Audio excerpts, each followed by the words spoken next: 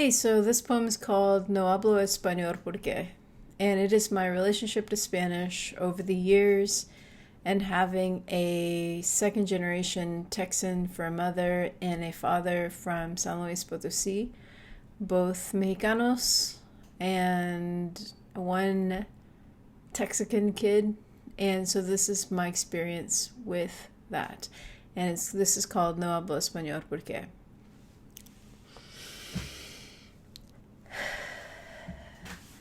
At Gabe P Allen Elementary, you were sent to the principal's office for speaking Spanish. No hablo español porque, when I was in the second grade, I was a quiet and meek child, barely uttering a few words, and it was assumed that I couldn't speak English. No hablo español porque, my father had a second family in Mexico that he would visit regularly for long periods of time without much notice. No hablo español porque, my family rarely went out into the community, but when we did, adults mostly spoke Spanish and kids just weren't allowed. No hablo español porque the Catholic church I attended had an English and Spanish service. OBVS totes, we went to the English service because cowabunga, dude. No hablo español porque, being some of the last-gen-mex kids being bused to white schools in Dallas, I learned early on what it was like to have an accent and the consequences for that. No hablo español porque I was angry at my dad. Hablo español porque my dad stood up for me when I came out. My mom and dad didn't agree, and he stood up for me.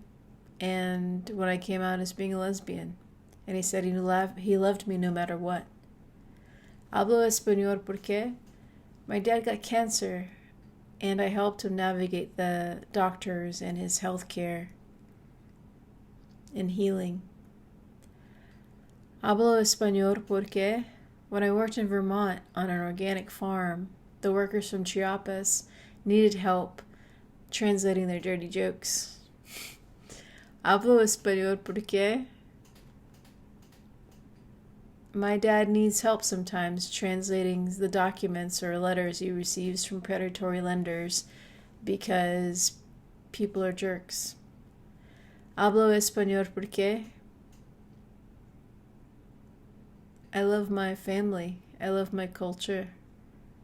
I love the language, and even though it comes from a colonized state, it still has a place, and whether or not I choose to speak it, it's a part of my DNA.